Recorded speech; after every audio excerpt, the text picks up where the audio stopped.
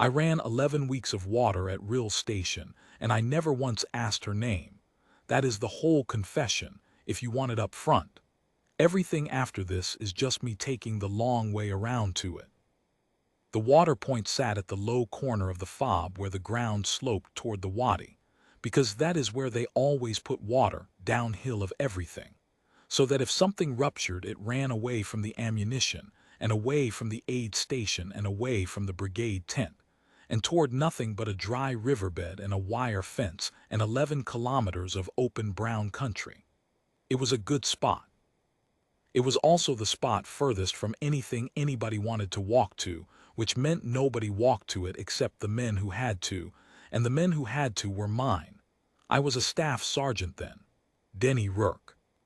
22 years old in my head and 34 on my ID card, and I ran a detail of 9 soldiers, 4 collapsible bladders, 1 reverse osmosis unit that broke twice a week on principle, a chlorine test kit, a clipboard, and roughly 600 jerricans that the brigade emptied every day and expected full again by dawn. That was my kingdom. I logged residual chlorine twice a shift. I logged turbidity. I logged the bladder levels and the pump hours and the fuel for the pump, and I signed my initials at the bottom of a form that a warrant officer named Dells glanced at for about 2 seconds every 3rd day before he initialed it himself and went to eat. You have to understand what water is on a base like that, because if you don't, none of the rest of this will land right. Water is not a resource at Rill Station. Water is the floor. Every man on that fob drank 4 to 6 liters a day in the hot months or he went down. And when he went down fast and stupid. And the aid station filled up with soldiers whose kidneys had quietly quit on them while they were being brave. Every wound that came in got flushed with it. Every set of instruments got washed in it. The cooks used it, the mechanics used it, the mortar section used it to cool tubes, and the whole ugly beautiful machine of a forward operating base ran on the fact that somebody, somewhere downhill, was hauling it. That somebody was my detail. And the men who came to the water point to collect did not think about any of this, not for 1 second, and I don't blame them because I didn't either. They backed a truck up, they threw jerricans, they swore at the heat, they left. To the brigade, we were the place the cans came from. We were a supply node. We were not people, we were an address. So when the brigade needed somewhere to put a soldier they didn't know what to do with, they sent her to the address.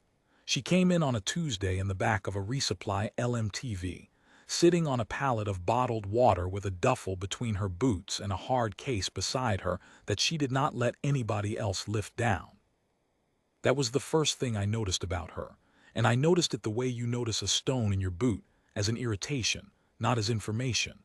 A private went to grab the hard case and she said, quietly, without any heat at all, "I've got it." And he let go of it. That's the part I think about now. A private who would argue with God about a cot let go of that case because of 4 flat words from a woman he had never seen before, and none of us, not him, not me, stopped to ask why. She was maybe 40. It was hard to tell. Her face had the look of somebody who had spent a lot of years in places with a lot of sun and not a lot of shade, and her hair was cut short and going gray at the temples, and she moved like a person who had learned a long time ago exactly how much energy every motion cost and had decided to stop wasting any. She wore coveralls. Not a uniform blouse, coveralls, the tan mechanics kind with the sleeves rolled to the elbow, and on her forearms were the kind of scars you get from chemicals rather than from steel, pale, mottled, spread like old spilled milk under the skin. No patch. That's the thing that set the tone for 11 weeks. No unit patch on her shoulder. No rank on her chest that I could see because the coveralls had no rank tab and she had not put one on. No name tape, and no paperwork. I called the S1 tent and a specialist told me she was attached. And I asked attached to what? And he said he didn't have that, and I asked who her chain was. And he said he'd get back to me. And he did not get back to me, and I want to be very honest here. I did not call again. Because a soldier who arrives with no paperwork and no chain of command and no unit patch is, in the arithmetic of a busy base, a free body. And I was 9 men short of what I needed and 600 jerricans deep in what I owed. So I put her on the detail. I gave her the north run. I want to say that plainly because it matters later. The north run was the worst one, uphill, 400 meters of loose gravel to the mortar pits and the observation post, and you carried the cans by hand the last 100 because a vehicle couldn't get up the cut. 2 cans at a time, 40 pounds apiece, and the sun coming off that gravel like it had a personal grudge. I gave the north run to whoever I was punishing, and I gave it to her on day 1 because she was new, and because she hadn't complained about the case, and because, let's be honest, say it, because she looked like somebody who wouldn't push back. She said, "Understood, Staff Sergeant." And she picked up 2 cans and went up the hill. She did that run 11 times that first day. I counted it later, going back through my own log, and I sat there with the clipboard on my knees and did the arithmetic, and I have never been able to unknow the number. 11 trips, 880 pounds of water, carried by hand, up a 400-meter gravel cut, in 109 degrees, by a woman in her 40s on her first day at a base where nobody had bothered to learn her name. She came back down the last time with her coveralls soaked black at the spine and the salt already drying white on her shoulders, and she set the empty cans down in the rack without dropping them, which is harder than it sounds when your hands have gone, and then she went and stood at the chlorine test kit and looked at it for a while. I said, "Something wrong with it?" She said, "No, Staff Sergeant," and she walked away. Now here is what I did not know, and what I could have known, and what I chose the easy version of instead. She had been looking at the kit because my residual number was wrong. It had been wrong for 2 days. The DPD tablets had gotten damp in the case and were reading low, and I had been logging a residual of 0.4 when the actual residual in the bladder was closer to 0.2, which is under the standard, which means that for 2 days I had been signing my initials at the bottom of a form, certifying that water was safe, when I did not actually know that it was. She figured that out standing in front of the kit for 90 seconds on the worst day of physical labor she'd had in a year. She did not tell me. I need you to understand that too, and I need you to understand it not as an insult but as a fact about who she was, which I only learned much later and much too slowly. She did not tell me, because in her judgment I was a man who was not going to hear it from her, and she was right. What she did instead was go to the supply tent that evening on her own time and draw a fresh case of tablets and put the old damp case in the burn barrel and put the new case in my kit and say nothing. And 2 days later I looked at my numbers and thought, that's better, and I thought it about myself. The mess line was on a Thursday. I've gone over the mess line maybe 4,000 times in the years since, and every time I find one more small thing I could have done, and every time the total number of things I actually did stays exactly where it is, which is 0. We ate in shifts under a big tan tent with the sides rolled up, and the line ran out the front and doubled back along the HESCO wall, and at that hour there would be, call it 80 men in it, and a good half of them watching the other half for something to look at. And in the middle of that line, coming off the north run with her sleeves down and her hands wrapped, and the gravel dust in every seam of her, was the woman off my detail. Chief Warrant Officer Dells was ahead of her by 4 places. Dells ran the water point on paper, which meant he signed my forms, which meant that in his own mind he ran water, and he had the particular loudness of a man who suspects he is not necessary and has decided to solve it with volume. He was 38. He had a good jaw and a bad laugh. Men liked him because he was funny at other people, which is the cheapest way there is to be funny, and it works on 80 tired men in a food line every single time. He turned around. He saw her. He looked at the state of her, the sweat, the dust, the wrapped hands, the coveralls, and he made a face. And he waved his hand in front of his nose, big and slow, so the whole line could see it, and he said, "You smell like the latrine, sweetheart," and the line laughed. Some of them, enough of them. And then he reached over to the water can on the serving table and he filled a canteen cup and he turned around and he poured it over her head. It was chlorinated water. Our water. Water she had carried up a hill 11 times a day for 9 days by that point. It went over her hair and down her face and into her collar, and it ran off the end of her nose, and it made a dark patch on the dirt in front of her boots, and Dells said loud for the room, There, wash it off. Nobody wants to eat next to that. Tent went quiet and then it laughed. That's how it works. The quiet is the honest part and the laugh is the part that buries it. She did not move. I was 11 meters away with a tray in my hands. I could see her from the side, water running off her jaw. Her eyes were open and level and she was looking at nothing at all, at a point somewhere past Dell's shoulder, and her face had no expression on it that I could name. Not rage, not shame. It was the face of a person listening to a sound from a long way off and deciding it is not the sound she is waiting for. Then she reached up without hurrying and she wiped the water out of her eyes with the back of her wrapped hand, and she said, "Yes, sir." And she got out of the line. She did not eat. She went back to the water point and sat down in the shade of the reverse osmosis unit with her back against the frame, and she stayed there until the shift changed, and then she picked up 2 cans and went up the hill. I stood in the mess tent with a tray in my hands. I put the tray down. I sat with the guys from the motor pool. Somebody said something about Dell's that I laughed at. The chicken was rubber and the rice was fine. That is what I did. The nickname was in the brigade by the next morning, which is the speed those things travel at a place like that, faster than the mail, faster than the intel, faster than anything the command actually wanted men to know. The water girl, not cruel on the face of it. That's the thing about a nickname like that. It doesn't have a knife in it. It's almost affectionate, the way men are affectionate about a piece of equipment. Where's the water girl? Send the water girl, 2 more up at the op. Some of them didn't even mean it badly. That's what I told myself. Half of them meant nothing by it at all, and the other half meant that she was furniture, and neither half meant her any actual harm, and so it was fine, we were all fine, I used it. I want that on the record. I used it in my own log.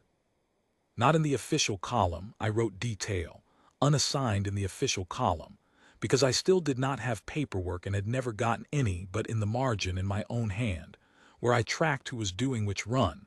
I wrote WG North. 11 weeks of that. She hauled water. She hauled it in the heat, and then she hauled it in the cold snap in October when the wind came off the high ground and the cans froze to your gloves.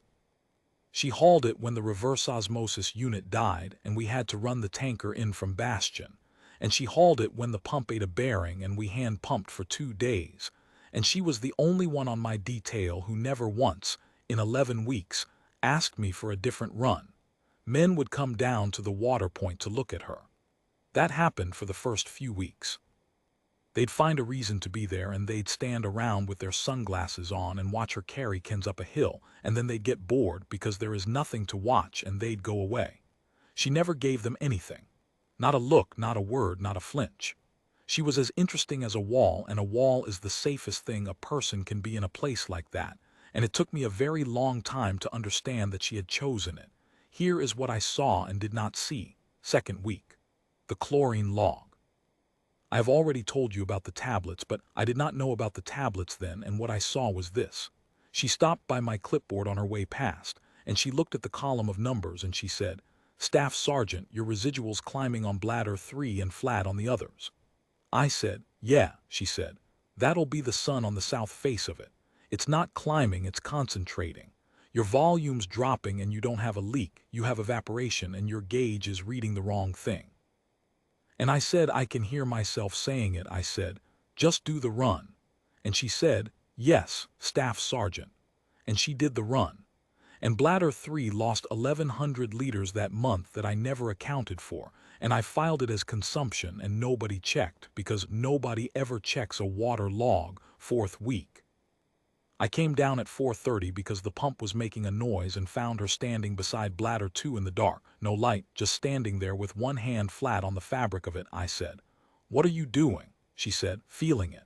I said, "Feeling what?" And she said, "Bladder 2's going to fail at the seam within a week. You can feel it working. It's not the pressure, it's the cycle. You're running it up and down twice a day instead of holding it, and the seam's fatiguing." I said, "It's rated for that." She said, "It's rated for that at sea level in a warehouse." And I told her to go get some sleep, and I went back to my cot, and I told the story the next day at the water point to 2 of my guys as a joke.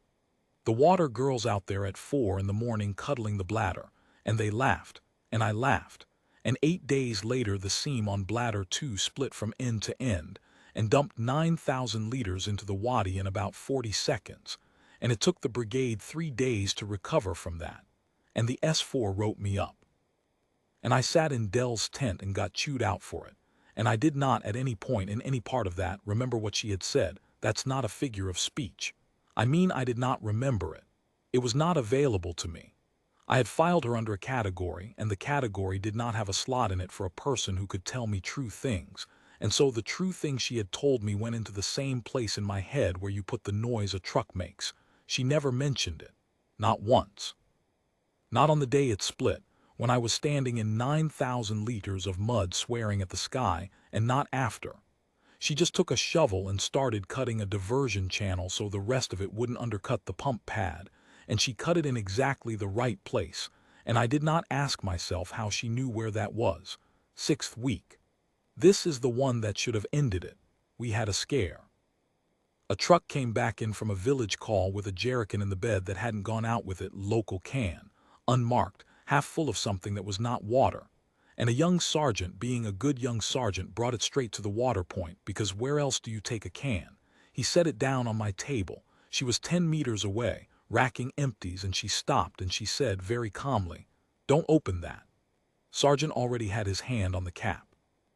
And she crossed those 10 meters faster than I have ever seen a human being cross 10 meters, and she did not touch him and she did not touch the can. She just put herself between the two of them with her back to the can and her hands out, and she said, step back now, everybody upwind. Staff Sergeant, get your people upwind." And I said, "God help me," I said, "it's probably diesel." And she said, "It might be, get them upwind." And I did, because there was something in her voice that got the body moving before the brain had a vote in it.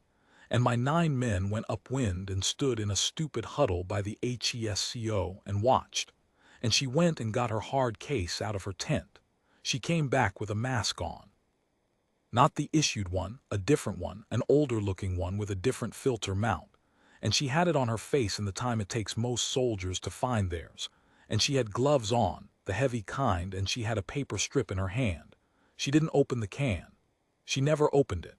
She went in low, and she got the strip against the seal of the cap where the vapor would be, and she held it there and counted, and then she came back out and looked at the strip in the sunlight.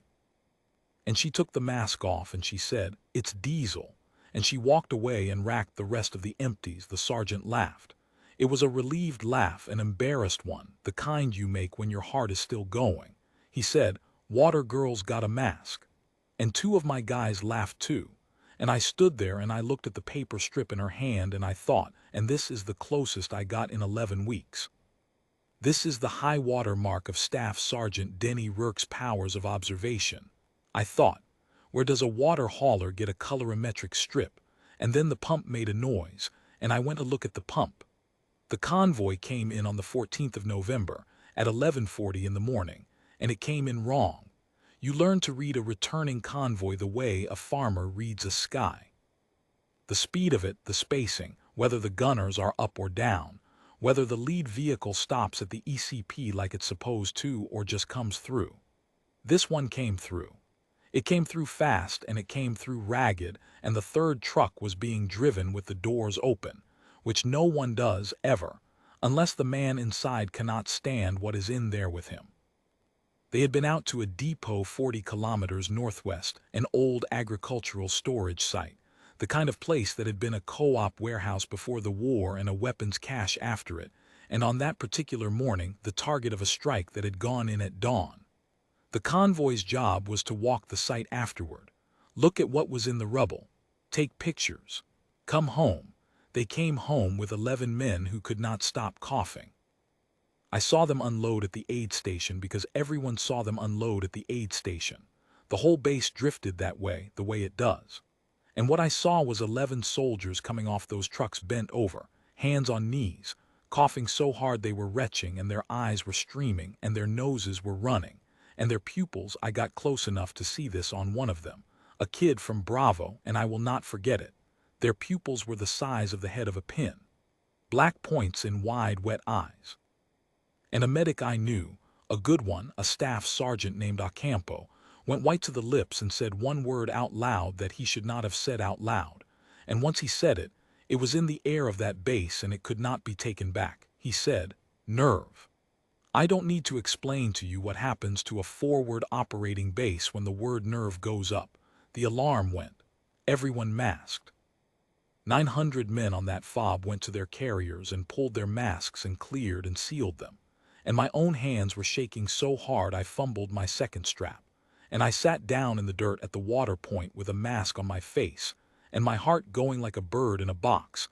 And I looked out at a base where every human being had suddenly become a green canvas insect with two blank glass eyes. The medical section did what they were supposed to do. They went to their protocol. The 11 were stripped, decontaminated, and moved into an isolation ward, a sealed tent inside the field hospital, a shelter system with an airlock and a filtration unit and a negative pressure blower that kept the inside of it at a lower pressure than the outside, so that if anything got loose in there, air would flow in through any gap, not out. That's the whole principle. You keep the bad air in a box and you keep the box hungry. They pushed atropine because that's what you push. They pushed pralidoxime. The 11 kept coughing. 2 of them stopped coughing and started convulsing, and that made it worse because convulsions are on the list, and everything on the list was checking out, and the list was screaming one word. And 40 minutes into it, the brigade began, very quietly, to make a plan to evacuate Rill Station. I want you to understand why that was reasonable, because it was reasonable, and because if you don't understand that it was reasonable, then the rest of this is just a story about idiots, and it isn't. It's a story about frightened, competent, serious men doing exactly what the book said on the worst day of their lives, with the wrong number in the top of the equation. The book said, if there is a persistent nerve agent on the ground and it is on your casualties, and it is now inside your medical facility, you do not stay, you move. You move upwind and uphill and you get clean air and clean ground under you and you sort it out from there. Every hour you sit still is an hour of exposure. And Rill Station had 91 wounded and sick men in the field hospital. Not the 11. The other 91, the routine ones, the ones who were already there. 2 with chest tubes. 1 post-laparotomy 36 hours out with a belly full of packing and an external fixator on his femur. 4 on ventilators. To evacuate Rill Station was to put 91 wounded men on open trucks and drive them 11 kilometers through open country in November. The surgeon, a lieutenant colonel named Aldis, said in the brigade tent out loud in front of everybody, "You will kill 6 of them on the road. Minimum. You'll kill 6 of my patients to get away from a thing we have not confirmed." And the brigade S3 said, "And if it's confirmed by the time we confirm it, we lose the base." Both of them were right. That is what nobody tells you about a day like that. Both of them were completely right, and the thing that decided it was not going to be courage or cowardice. It was going to be information, and there wasn't any. And then the isolation ward lost its seal. It was the blower. The negative pressure blower on the isolation shelter ran off a generator that also ran the hospital's lights. And at 13:12, the generator surged, a fuel issue. They said later, water in the fuel, which is a sentence I have to live with in my own particular way. And the blower cut out for 11 seconds and came back on at reduced draw, and the differential pressure gauge on the airlock, which is supposed to sit steady in the negative, swung and sat wrong. And the ward went from a sealed box to a tent full of nerve agent with a hole in it. That's what it was, in every head on that base, in that minute. That is the thing you have to hold on to understand what happened next.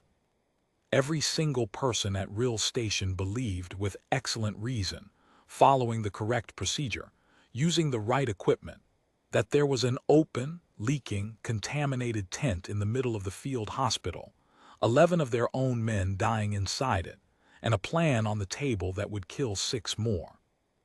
And the medical staff who were inside the ward when the blower went, 3 of them, 2 medics and a nurse, came out through the airlock, and the airlock was compromised, and now they were suspect too, and there was nobody left willing to go back in. I want to be very careful here, because it would be easy and it would be cheap for me to tell you that they were cowards. They were not. There is a difference between a man who will not do a thing and a man who has been trained his entire adult life that doing that thing is forbidden, that you do not enter a compromised chemical environment without a fully sealed suit, and there were no fully sealed suits at Rill Station, because Rill Station was a water-end wounded base at the end of a road, and the suits were at Bastion, and Bastion was 6 hours out. Colonel Aldous put on a mask and a butyl apron and went to the airlock himself, and the brigade sergeant major physically stopped him, and there was a scene about it that I did not see and heard about 11 times. And in the middle of that, in the yard between the hospital and the water point, in the noise and the running and the 200 masked men standing around not knowing what to do with their hands, I saw a figure in tan coveralls walking against the flow. Everyone was moving away from the hospital. She was walking toward it. She was not hurrying. She had that same economy she had going up the gravel cut with 2 cans, the same rate, the same nothing wasted, and she went past me at 4 meters, and I saw her face through her mask lens, and it was the face from the mess line. Level, listening for something far off. She went to the CBRN Connex. Every fob has one. It's a shipping container down by the perimeter that everybody walks past for a year and nobody opens, full of gear that everybody hopes to God is a waste of money. Ours had a padlock on it with rust on the shackle. She had a key. I saw her put a key into that padlock, and I stood in the yard with a mask on my face and my hands hanging at my sides, and I felt something go through me that I have never been able to name properly, and the closest I have ever come to naming it is this. It was the feeling of a floor you have been standing on for 11 weeks turning out to be a lid. The Connex door came open. She went in, and she came out 4 minutes later in a suit, not a full sealed suit. There wasn't one, and there never had been. She came out in what the Connex actually had, a heavy butyl apron over the coveralls, chemical gloves taped at the wrist with green tape she'd wound herself, boot covers taped at the ankle, and her own mask, the older one with the different filter mount, with a fresh canister on it and the seal wiped down. She had a hard case in her left hand. She had a roll of tape in her right. She walked to Colonel Aldous, who was standing at the airlock arguing with the sergeant major, and I was close enough by then I had followed her. I have no memory of deciding to follow her. My legs simply went. I was close enough to hear her say, through the mask, in a voice with no more urgency in it than she'd used to tell me the bladder seam was fatiguing, "Sir, I need your consent to enter, and I need 11 minutes, and I need nobody to open that airlock while I'm inside it." Aldous said, "Who are you?" And she said, "I'm the person on this base who's qualified to do it." And he looked at her. He looked at the coveralls and the taped gloves and the apron and the mask that was not the issued mask and the hard case, and I watched a very smart man do the arithmetic in about 2 seconds, and I watched him fail to get an answer, and I watched him decide anyway, because that is what a good officer does when the clock is running and the information isn't there. He looked for a reason to say no, and he could not find one that was better than the reason to say yes. He said, 11 minutes. She said, "Yes, sir." And she went through the airlock into a tent that everyone on that base believed was full of nerve agent, alone, in half a suit. I stood outside the isolation ward for 11 minutes and I could see her through the window.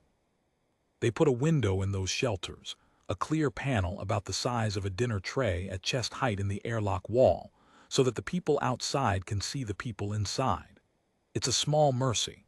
It cuts both ways, and through that panel, at a range of about 2 meters, I watched Chief Warrant Officer for Halima Varick work, and it was the single most orderly thing I have ever seen a human being do. The first thing she did was not look at the patients. I want to say that again because at the time it made me want to scream and pound on the wall. There were 11 men in that tent in extremis, and she did not go to a single one of them. She stopped just inside the airlock and she stood still, and she turned her head slowly from left to right, and she looked at the tent. She looked at the ceiling seam. She looked at the filtration unit intake. She looked at the return duct at the far end. She looked down at the floor. She took a strip of surveyor's tape out of her pocket, orange plastic tape, the kind you flag a hazard with, and she tore off a piece maybe 8 inches long, and she held it up at the height of her own head, and she let it hang. And she watched it. She was reading the airflow. That is what she was doing, and it took me years and a lot of reading to be able to say that sentence properly. But I understood the shape of it even then. She was standing in a room she believed to be full of a nerve agent, and she was finding out which way the air was going before she did anything else, because the air is the only thing in that room that matters. The tape hung. Then it moved barely, a lazy drift toward the airlock, toward the door she had just come through, toward her. And she moved 2 paces to her left and did it again, and the tape drifted the same way, and she moved to the far end of the tent, past the 11 coughing men, and did it a 3rd time. And then she went and stood in front of the differential pressure gauge on the airlock wall, which was reading in the positive, which meant the tent was pushing air out into the hospital, which meant catastrophe. And she looked at that gauge for a good 10 seconds. And then she reached up and she tapped the glass of it once with a gloved knuckle, and she turned her back on it. I was watching through the panel with my heart in my throat, and I saw her turn her back on the gauge, and I thought, she's given up. I thought she'd read the number and seen that it was hopeless and turned away. That's what I thought, because that is what my head had room for. She hadn't given up. She had decided the gauge was lying. She had a piece of orange tape that said the air in that tent was flowing in through the airlock, which is exactly what a working negative pressure ward is supposed to do, and she had a gauge on the wall that said it was flowing out. And she had 2 seconds to decide which of those 2 things to believe, with 11 lives in the room and 900 outside it. And she believed the tape, because the tape could not be wrong. The tape is physics. The tape doesn't have a sensor line that can kink, or a diaphragm that can perforate, or a fitting that can loosen when a generator surges and a blower bangs on its mounts. The tape just hangs there and tells you the truth, and a woman who had spent her adult life in rooms where the instruments lie had built her entire method on the principle that when the machine and the world disagree, you believe the world. She called that gauge wrong before it was proven wrong, standing in a room she thought might kill her, on the strength of 8 inches of plastic ribbon. The blower was working. It had come back at reduced draw, yes, but it was working, and the ward had never actually lost containment. What had failed was the sensor line to the differential gauge, jarred loose at the fitting when the unit banged during the surge. The tent was fine. The tent had been fine the entire time. She found that in 90 seconds. Then she went to work on the men. And I am going to tell you exactly what she did in order, because the order is the whole point, and because the order is the difference between a miracle and a professional, and she was never once in her life a miracle. She opened the hard case. Inside it, I saw this through the panel and I have seen the inventory since, were 3 things. A rack of small glass vials with rubber septa. A field colorimetric assay kit, the real one. The multi-reagent kind that reads an actual enzyme reaction and not just a vapor strip. And a butterfly needle set with 11 collection tubes, which is a number I would like you to hold on to. She did not push a drug. She did not bag anyone. She did not do a single thing that a medic would have done, because there were 8 medics outside that airlock who could do all of that better than she could, and she knew it. And she did not waste 1 second of her 11 minutes pretending otherwise. She drew blood. She went to the first man, the kid from Bravo, the one with the pinpoint pupils, and she knelt beside him. And she put a hand flat on his sternum for a moment, which was not a medical act. And then she got a needle into the back of his hand on the first try with taped chemical gloves on and a mask with a fogging lens, and she pulled a tube. And then she went to the second man. And she drew a tube. And the third. 11 men, 11 tubes. In a tent everyone believed was contaminated, in half a suit on a clock, and with each tube she went back to the case and she ran the assay. Not later, not in a lab. There, on the floor of the ward, on the flat lid of the hard case, with reagent bottles standing in a row and her gloved hands moving through the sequence like a woman dealing cards. Because here is what she was actually looking for. And here is why nobody else on that base could have looked for it. A nerve agent kills you by shutting down an enzyme in your blood called cholinesterase. That's the mechanism. That's the whole mechanism. The convulsions, the pinpoint pupils, the streaming eyes, the coughing, the wet lungs, all of it is downstream of that one shutdown. And the symptoms of that shutdown look almost exactly like the symptoms of about 6 other things, including a heavy dose of the wrong kind of agricultural chemical, which is a thing you might expect to find, for instance, inside a bombed-out agricultural depot. The symptoms lie. The eyes lie. The list lies. The enzyme does not lie. If those 11 men had a nerve agent in them, their cholinesterase would be flatlined, down to nothing, 10%, 5 and dropping. And if they had breathed a lungful of 40-year-old organophosphate pesticide out of a ruptured storage drum in a collapsed warehouse, which will absolutely make a man cough and cramp and stream and drop his pupils to pinpoints, and which will absolutely kill him too, but which is not a chemical weapon, which does not persist, which is not on the boots and the trucks and the ground, which is not on the base, then their cholinesterase would be depressed, badly, dangerously, but not flat. And the only way in the world to know the difference is to put a needle in 11 arms and run the enzyme. That is what she was doing on the floor of that tent, while a brigade upstairs drew up a plan to put 91 wounded men on open trucks. At minute 7, her mask failed. I saw it happen. I was 2 meters away on the other side of a plastic panel, and I saw the exact moment, and there was not one thing in the world I could do about it. The bayonet fitting on the filter canister of that old mask of hers, an older mount. A different generation, the thing I'd noticed at the jerrican and filed under nothing, took a knock. She turned to reach for a reagent bottle and the canister clipped the frame of a litter, and it turned about a quarter of the way in its seat, and the seal broke. You could see it break. The lens of her mask, which had been fogging and clearing with her breathing, went suddenly clear on one side and stayed clear, because she had stopped breathing. She had a hard case open in front of her with 11 tubes in it, 7 of them run, and she was in a room that she now knew, but that no one outside knew, was almost certainly not contaminated, and her mask had just opened to it. And she had 2 choices, and she took about a second and a half over them. She could go for the airlock, 11 feet. She'd have made it easily, or she could stay and finish on the strength of her own reading of her own tape. She reached up, one-handed, and she took hold of the canister, and she twisted it back into its seat, and she pressed the heel of her hand against the mount and held it there. And with her other hand, she kept running the assay.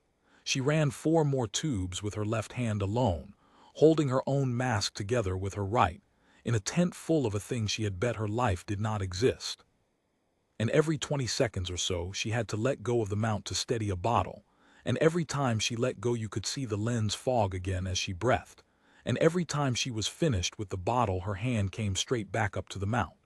And when she pressed the heel of her hand to that fitting, she pressed it against her own cheekbone, and she held it, and she did not once look at the airlock.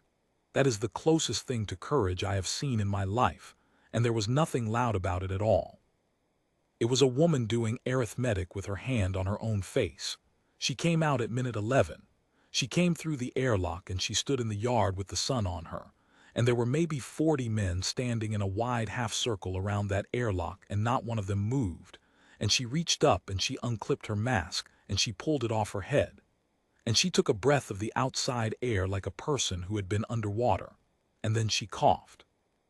Once hard and then again, and she put a hand on the frame of the airlock and stood there with her head down, coughing, for about 15 seconds, and I saw a line of blood come out of her nose and drop onto the toe of her boot. Nobody went to her. Nobody went to her, and I was 10 feet away, and I did not go to her. And if there is one moment in 11 weeks that I would trade all the rest of it to have back, it is not the mess line and it is not the nickname. It is those 15 seconds in the yard. She straightened up, and she said to Colonel Aldous in a voice like gravel going through a sieve, "It isn't a nerve agent. It's an organophosphate pesticide, an old one, a precursor stock, probably parathion or something in that family, out of a ruptured drum in that depot. 11 casualties, 11 draws, 11 assays. Cholinesterase is depressed in all of them. Range is 18 to 31% of baseline. It is not flat. It is not near flat. Nothing on this earth that is a weaponized nerve agent gives you 18% and a man still talking to me." She held up the rack. Your ward never lost containment. The blower held. The differential gauge has a loose sensor line at the fitting. The airflow in that tent is still negative. You can see it on a ribbon in 4 seconds. There is no persistent agent on this base. There is nothing on your trucks, there is nothing on your ground, and there is nothing on your men. Your 11 need atropine and pralidoxime, and they need it for days, not hours, because the pesticide binds slow and it lets go slow. And if you stop the PAM when they look better, they will crash on you at hour 30. Get them a ventilator each and get them a proton pump and get them fluids. And do not evacuate this base. Aldous said, Chief, and she said, Sir, 91 wounded on open trucks on that road in this cold for a thing that isn't here. You'll bury 6 of them by Tuesday. Don't do it. And then she coughed again, and this time she did not stop for a while. The brigade evacuation brief was at 1400 in the operations tent, and by 1400 the order was written. It was written. It was typed. It had a time on it and a route on it and a serial on it, and there were 40 vehicles staged in the yard with their engines running, and there were men going through the field hospital with litters, and Colonel Aldis's 91 patients were being prepped to move. Because a woman in coveralls saying don't is not information.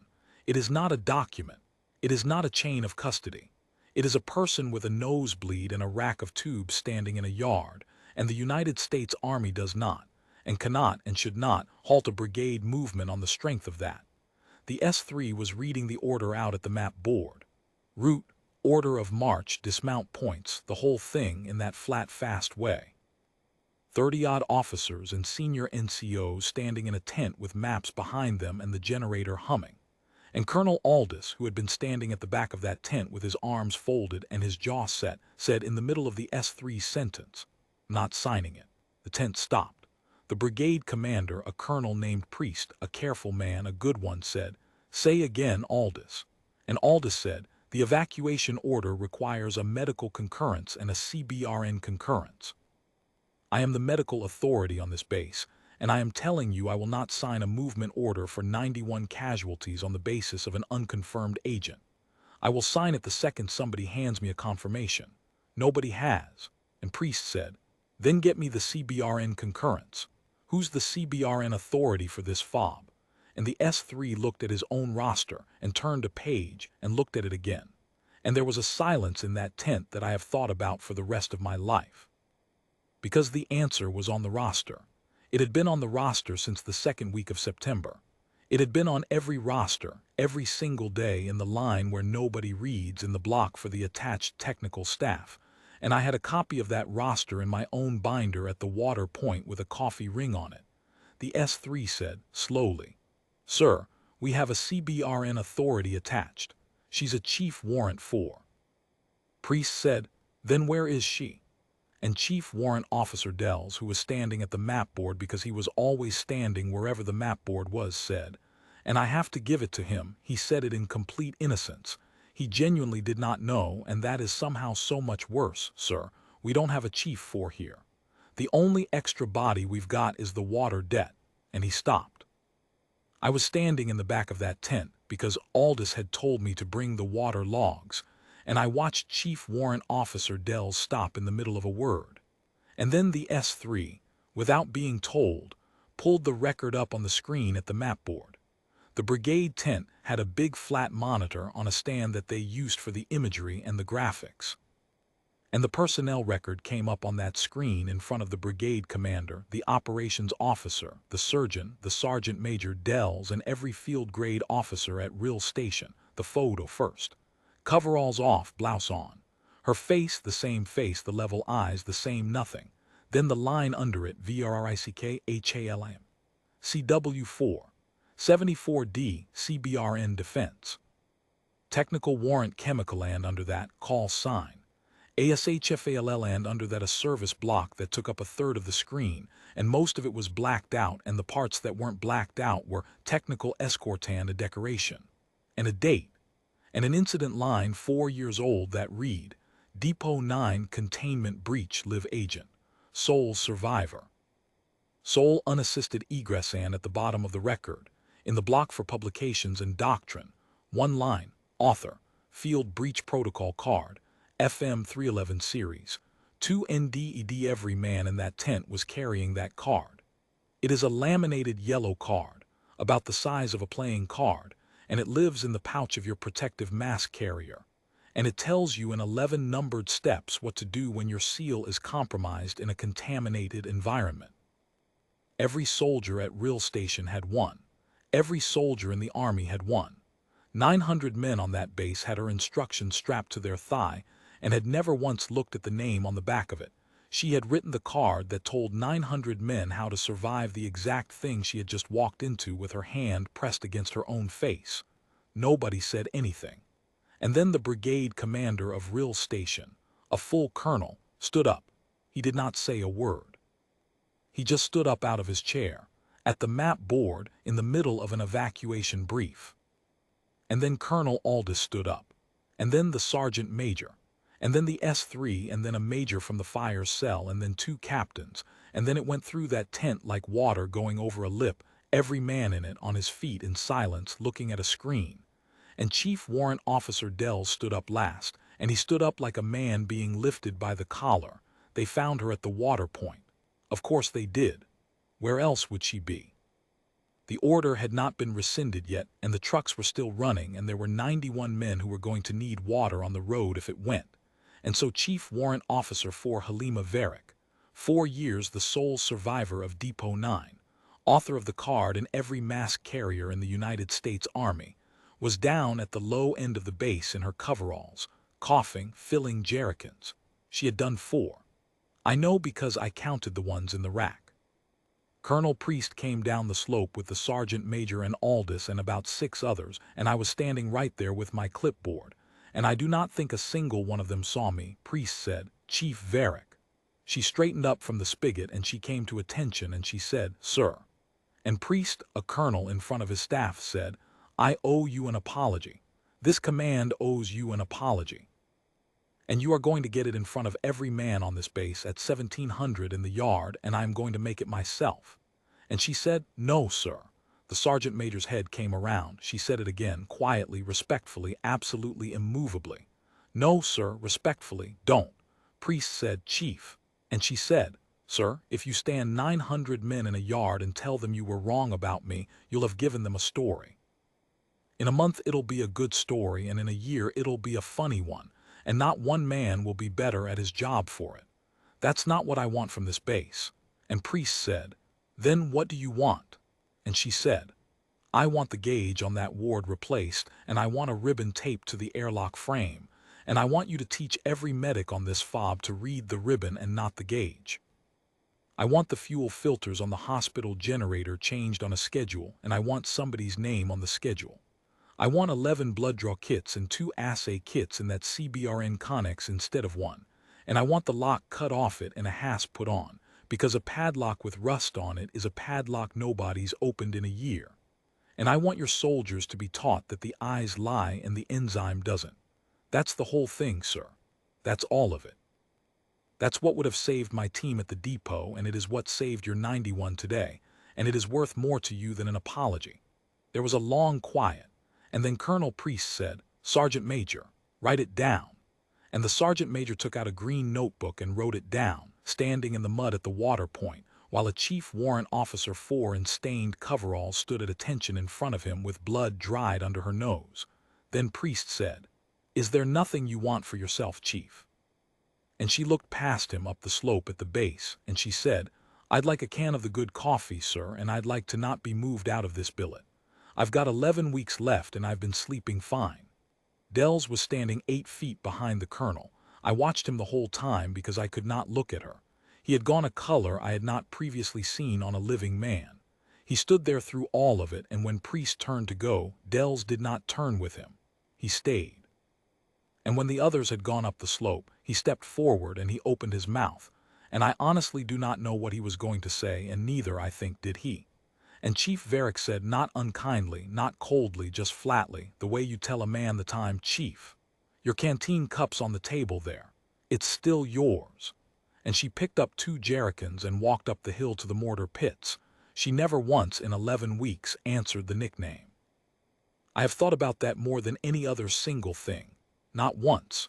Not in the mess line with the water running off her jaw. Not on the north run in 109 degrees.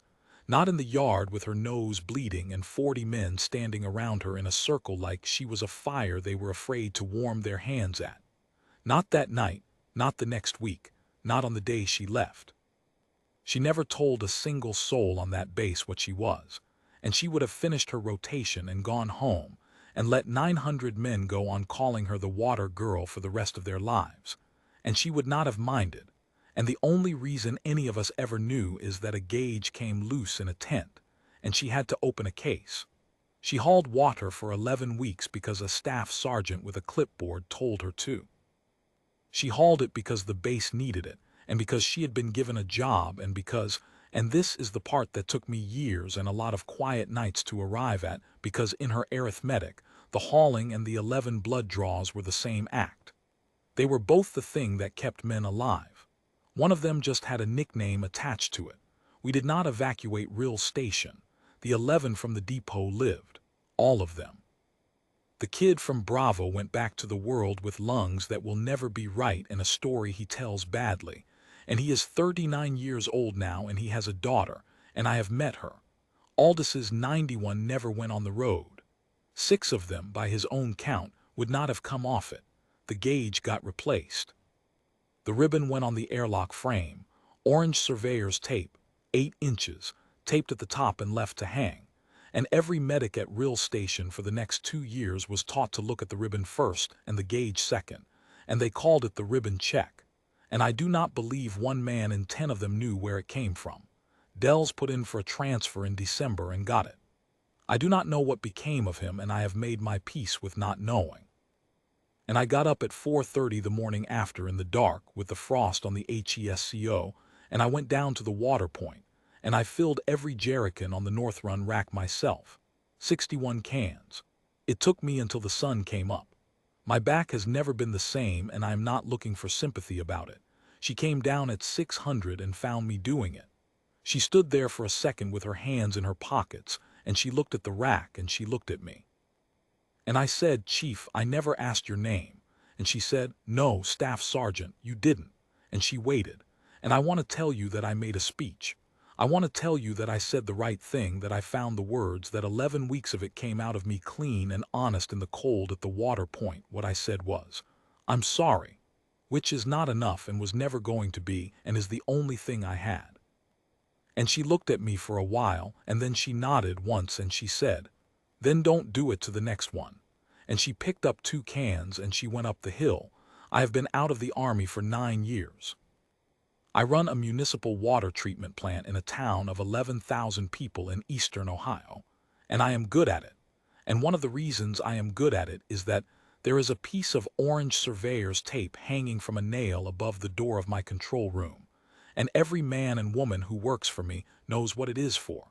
It means the gauge can lie. It means the world will tell you the truth if you will stand still for 90 seconds and let it.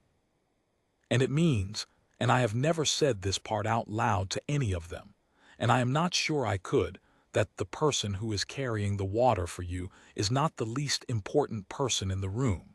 She may be the only one who knows what is in it.